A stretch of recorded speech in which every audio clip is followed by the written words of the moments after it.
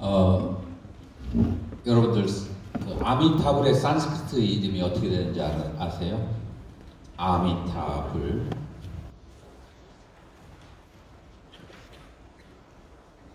그 산스크리트 이름이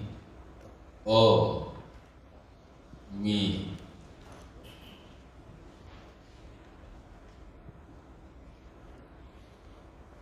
다,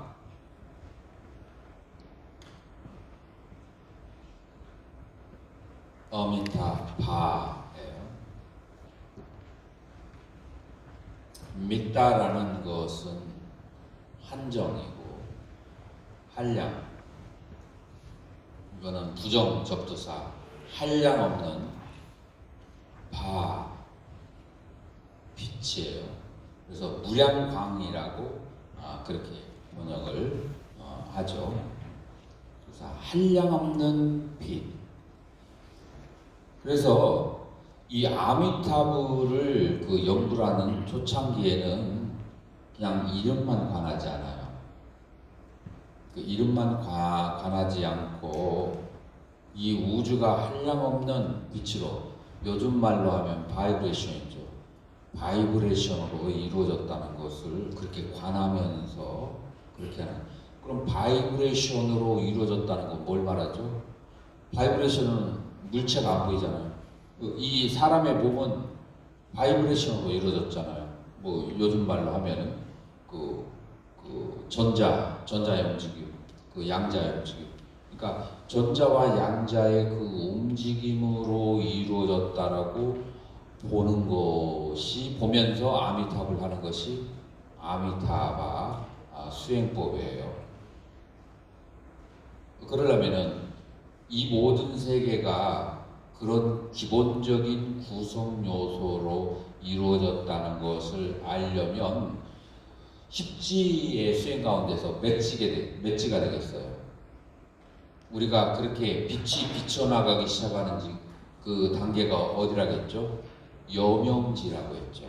그래서 시박이나 청정하게 된 여명지가 되어야 아미타바, 이 세계는 빛과 바이브레이션으로 이루어졌다는 그것을 느끼기 시작할 수 있어요. 그리고 이 그 연불종에서는 계율을 아주 철저히 지키는 거예요.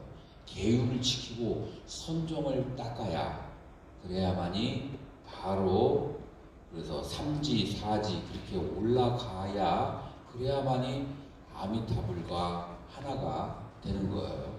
그런데 그런 선정과 그런 빛과 바이브레이션을 느끼지 않는 상태에서 이름만 아미타불 한다고 극락세계에 간다고 여러분들 배웠죠? 이런 것은 여러분들이, 우리들 전문가잖아요.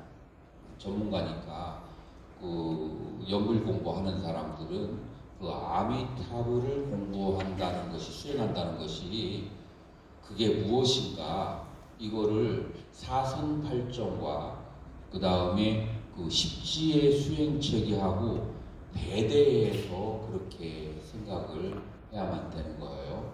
만약에 탐진치가 그득하고 수없이 많은 시박의 죄가 있는 사람도 아미타불을 부리기만 하면 극락에 간다고 한다면, 그 극락은 굉장히 더럽고 지저분하고 괴로운 극락일 것 같아요. 그런 극락은 마치 무엇과 다르지 않다? 사막도와 다르지 않게 되겠죠.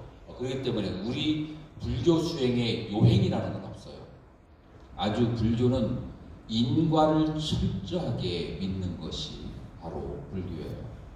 무엇이냐 하면, 신락을 닦아서 사막도에서 삼선도로 의식을 올려야 되고, 그리고 탐진치를 다스려서 선정의 세계로 들어가는 것이고, 그 다음에 그 선정의 세계에서도 시비분별을 버려서 이선으로 가고, 기쁨에 대한 욕망을 버려서 삼선으로 가고, 즐거움에 대한 그런 그 바람을 버려서 마음의 평정심으로 가고, 그리고 거기에서 아와 법이 없음을 보아야 바로 거기에서 성자의 세계인 수다원이나 아니면 초지보살에 가는 거예요.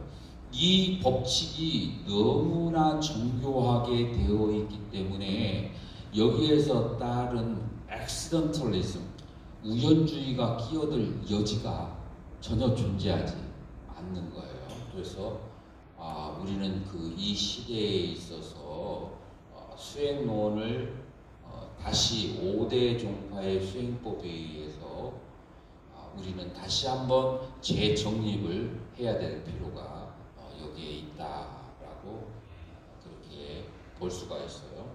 자, 하택하고 그 다음에 규봉정밀 스님이 자주 사용하는 단어가 뭐냐면은 지와 그 다음에 견이에요. 내가 아까 이거 있는 거 봤는데 그 하택 신의 규봉정밀이 강조하는 것은 바로 지와 견이 되는 거예요.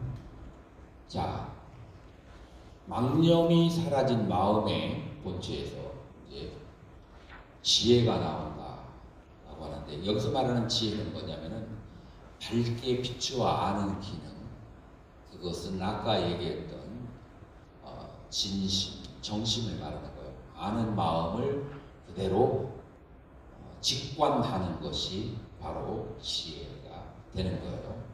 요 것을 뭐라고 신의 스님은, 신혜와 규봉정밀 스님 얘기했냐면 지라고 했어요. 자, 무엇을 아는 것을 지라고 하느냐면은 이 청정심과 그 다음에 번뇌심, 정심과 영심이 있는데, 나의 안에 정심을 보는 것을 지라고 했어요. 이거를 빨리어로 뭐라고 하죠? 이거를 삿띠라고 해요. 그래서 이게 중국말로 번역되게 되면 굉장히 다른 말로 이해할 수 있는데, 나의 마음의 본성을 알아차리는 것, 아는 것, 보는 것이 바로 지. 그리고 이 아는 마음은 범부와 성인, 선인과 악인 모두에게 있다라고 하는 거예요.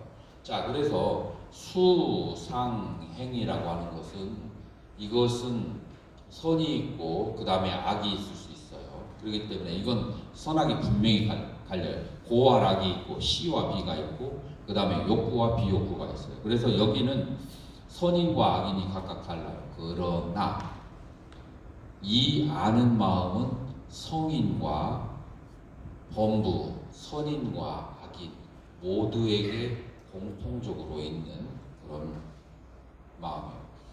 그 본체는 공적하지만 무엇이냐면, 이 아는 마음 거울과 같아서 그 앞에 있는 아무런 상이 없기 때문에 공적한 거예요.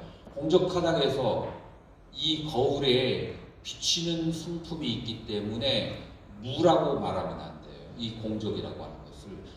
있는데 아무런 표상이 없다. 이제 그게 공적한 본체로 알매 작용이 일어나서 그 공적한, 그 깨끗한 거울에 청황록색과 수상행이 비추면 그것을 다 보고 듣고 알고 하지만, 그러나 거울은 한 번도 맑은 거울에 거기에 물든 적이 없는 거예요. 그래서 그런 맑은 그 상태에 아는 마음을 보는 것을 그 견성이라고 한다. 결국은 관심론의 언어를 살짝 비껴서 얘기했지만 결국은 같은 얘기가 되는 거예요. 이 팔리어 산스크리트어가 중국어로 번역되어서 굉장히 색다른 불교를 공부하는 것 같고, 선종은 이 부처님의 초기불교의 가르침하고 전혀 동떨어진 다른 수행을 하는 것 같지만, 그것은 중국에서 언어가 그렇게 번역되면서 좀 생소하게 번역이 돼서 그렇지, 결국은 초기불교와 대승불교에서 말하는 그 수행을 그대로 연결해서 가지고 있다. 그래서 한 서양학자는, 제가 책을 보니까 그 하택신의 지를 awareness, 삿띠, 알아참이라고 번역하는 서양학자도 있더라고요. 그래서 이분도 상당히 거기에 대한 이해가 있는 거죠.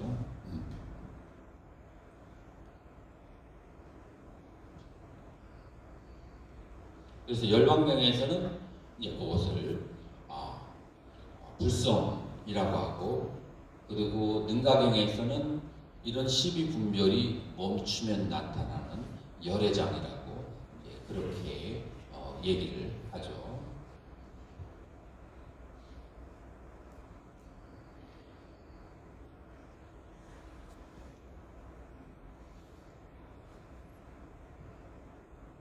그래서 이 아는 마음, 이 본성은 삶에서 어떻게 작용되어야 되는가? 견문각지하는 와중에 작용하는 거예요. 그 견문각지할 때 두 개가 혼용이 되어 있어요. 바로 정심과 그리고 염심이에요. 그래서 견문각지는 분별작용이기 때문에 염심에 해당하고, 그것을 아는 마음은 정심에 그렇게 해당하는 거죠.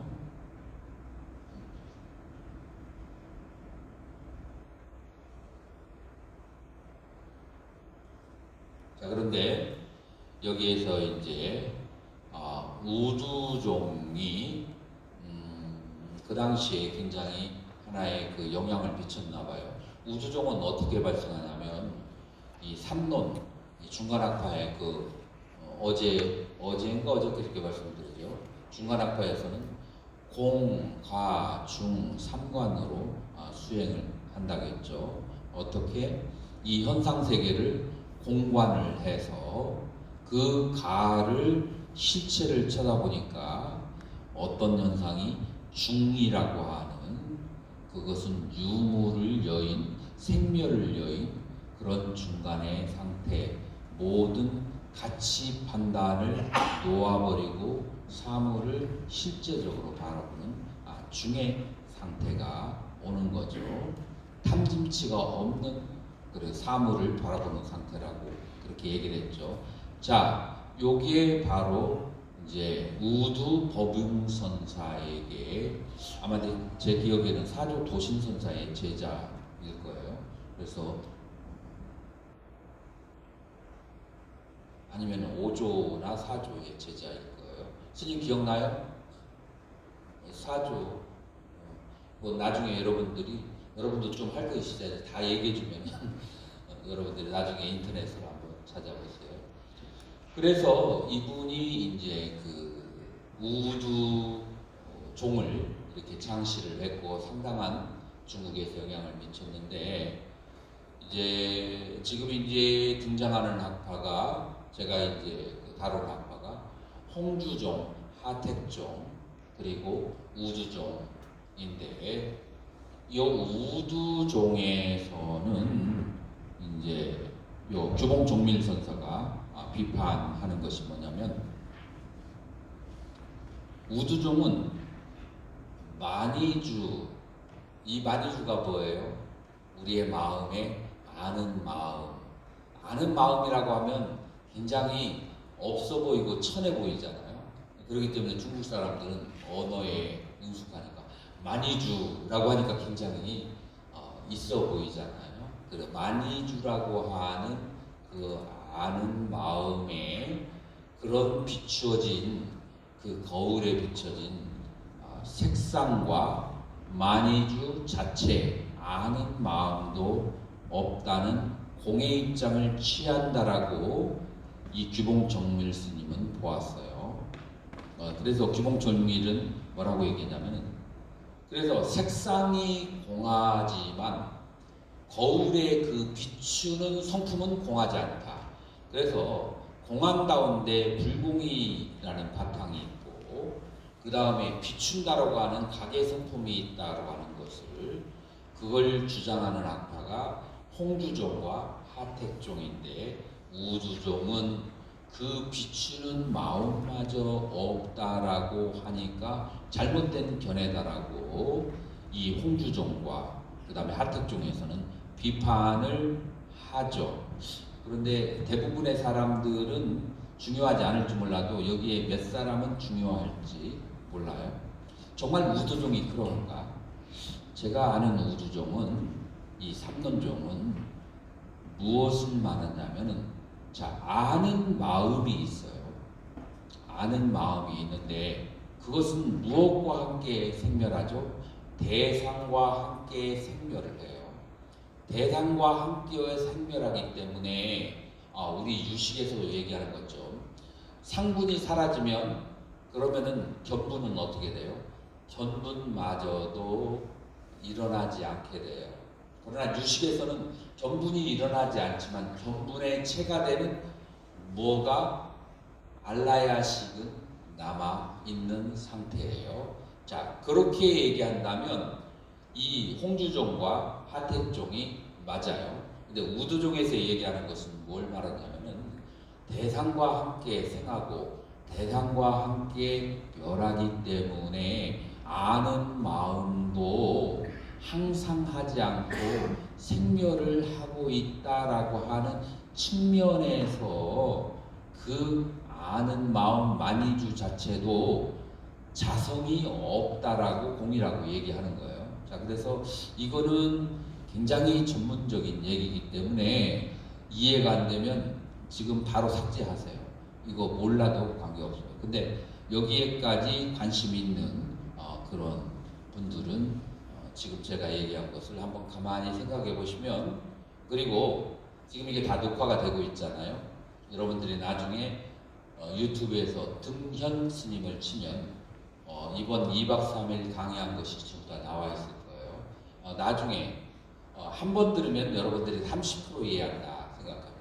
두 번 들으면 70%, 세 번 들으면 100%, 혹은 10번까지 가야 100%가 될 수도 있고, 그렇기 때문에 한 번 들어서 여러분들이 다 이해할 거라고는 저는 믿지 않아요. 자, 그렇기 때문에 다음에 기회가 되시면 그렇게 한번 지금 제가 얘기했던 부분을 다시 한번 들어보셔서, 우두종 힘없고 세력 없다고 해서 막 너무 뭐라고 할까 그 오해를 하면 안 되거든요. 그래서 우두종의 입장이 그렇게 그 규봉 종밀이 생각하는 것처럼 그렇게 형편없지는 않다. 그런 것도 한번 생각해 볼 필요가 있어요. 자, 이제 마지막으로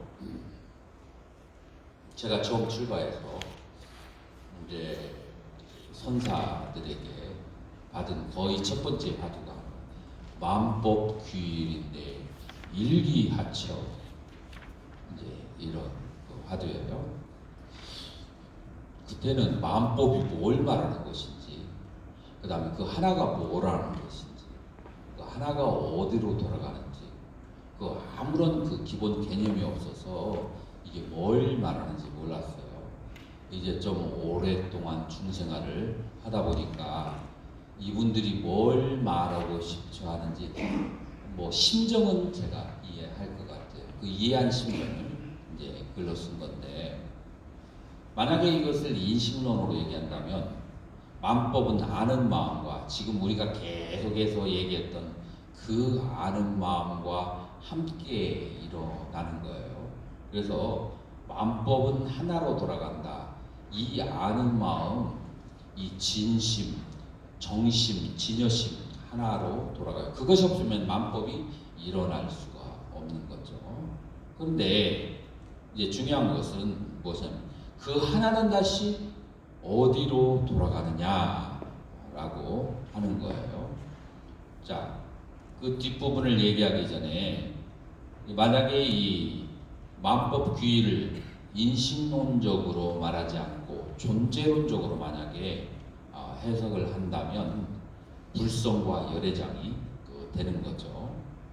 자, 그래서 불성과 열애장은 어디로 돌아가는가, 혹은 아는 마음은 어디로 돌아가는가, 결국 이제 같은 얘기가 되는 거예요. 어디로 들어가겠어요? 둘 중에 하나죠. 아는 마음이 수상행을 따라서 번뇌에 물들어서 윤회의 세계로 흘러가든지, 아니면은 아는 마음이 수상행을 알아차리고 회광반조해가지고 본성으로 돌아가면, 그러면은 우리가 꿈에도 그리워하지 않는 그런 정멸, 열반의 세계로 가게 되겠죠. 자, 그래서 물론 화두는 푸는 것이 아니라고 그렇게 되어 있는데 뭐 이것은 푸는 것이라고 할 수가 없고 그렇게 이해하고 마음법 규율이라고 하는 것을 관하게 되면은 좀 더 심도 있고 집중이 되어서 관을 할 수가 있게 된다. 우리가 수행을 할 때 우리의 마음은 잡념에 빠지든지 마음은 항상 대상을 가지고 있어요. 근데 만약에 화두를 들든지 아니면은 알아차림을 하든지 아니면은 연부를 하든지 하나의 정확한 대상을 가지고 있지 않으면 반드시 마음은 사념과 잡념으로 흘러가게 돼 있어요. 그래서 뭔가 하나의 대상을 가지고 있어야만 돼요.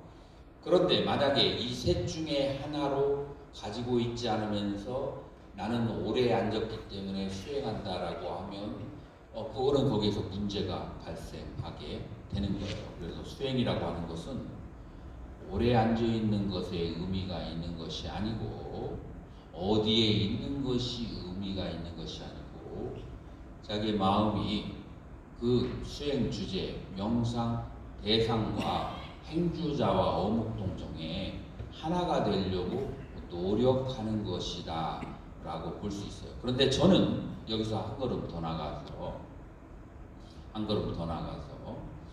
알아차리는 마음과 화두를 두는 마음과 화두라고 해요.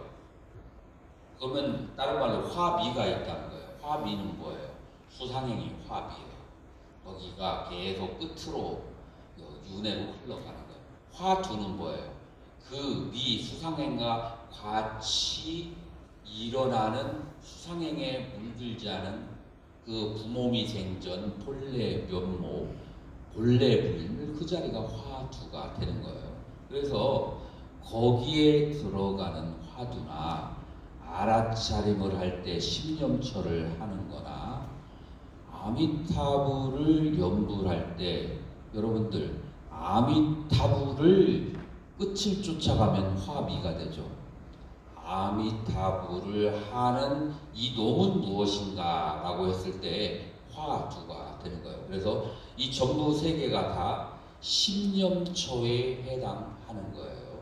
그래서 우리 불교의 수행은 초기 불교에서 그 다음에 유식의 자중문에서 그 다음에 선종에서 연불종에 이르기까지 전부 다 자기 마음의 본성 청정심 그 화두를 항상 놓지 않는 것이 목적인데 그 화두를 놓지 않아야 되는 이유는 화미는 시비와 그리고 증애와 번뇌가 따르기 때문이고 화두를 들어야 되는 이유는 이 자리는 시비와 번뇌와 증애가 다 끊어진 자리이기 때문에 그러기 때문에 그 화두를 들으라고 하는 것이죠.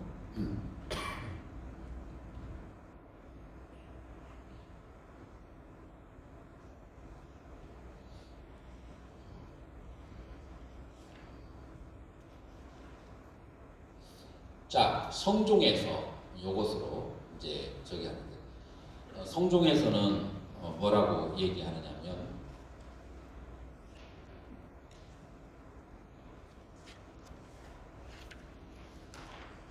성종에서는 뭐라고 하느냐면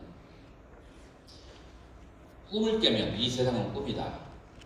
무엇의 꿈이죠? 유식의 언어로 하면 그것은 내 잠재의식이 수사된 세계를 진실이라고 믿는 그런 꿈이에요. 그것이 진실이 아니라고 아는 것, 그게 꿈에서 깨는 거예요. 꿈에서 깨면 그러면 수행을 해야 되는가 안 해야 되는가, 이게 이제 도노돈수와 도노점수의 문제라고 볼 수가 있어요. 자, 요거를 능가경에서는 뭐라고 말하느냐면 어떤 사람이 꿈속에서 강을 건너기 위해서 열심히 헤엄치다가 꼬르륵꼬르륵 힘들어가지고 물에 빠지려고 할 때 갑자기 꿈에서 깨어났어요. 자, 이 사람은 꿈에서 깨어난 다음에도 강에서 벗어나기 위해서 헤엄을 쳐야 하는가 마는가? 여러분 어떻게 생각하세요? 아니, 꿈에서 깼는데 여기서 헤엄쳐서 나올 필요가 없죠. 이게 바로 도노돈수의 주장하는 그런 학설이에요. 꿈에서 깨면 그러면은 닦을 것도 없다라고 하는 거예요. 여기에 논리적으로 아주 완벽해요. 그래서 도노돈수에서는 한번 꿈에서 깨달으면 닦을 것도 없다. 자, 여기서 문제점은 뭐냐면은 자기가 정말로 꿈에서 깼는지, 남에게서 말을 듣고 꿈에서 깼다고 착각하고 믿는 것인지, 이게 문제죠. 꿈에서 깼다고 착각하고 믿고 있으면 꿈 깨기 위해서 더 노력을 해야 되죠. 이제 이 부분을 단순하게 여러분들은 생각을 하면 안 돼요. 혹시 도노돈수를 그렇게 믿는 분들은 인셉션이라고 하는 영화를 한번 보세요. 조셉 고든이 그렇게 주연인데, 그 인셉션이 사람의 꿈에 들어가서 꿈에서 또 꿈을 일으키는 거거든요. 우리는 꿈에서 깼다라고 생각하지만 또 다른 꿈으로 넘어갔을 수 있어요. 그래서 꿈에서 완전히 깨어난 자는 도노돈수. 그 사람은 어떤 사람이냐면 아라한이고 그 다음에 십지를 다 이룬 사람이에요. 그러나 꿈에서 또 다른 엷은 꿈으로 넘어간 사람은 수다원이고 초지고사래요. 아직 꿈 깨려고 노력해야 돼요. 이런 사람들은 뭐라고 하냐면 도노점수라고 그렇게 얘기하는 거예요. 그래서 짧은 시간 동안 너무나 많은 그 학파를 거론했기 때문에 여러분의 두뇌는 굉장히 그 과열되어 있을 거예요. 그럼에도 불구하고 끝까지 참을성 있게 들어주신 여러분들께 감사의 인사를 드립니다. 이것으로 마치도록 하겠습니다.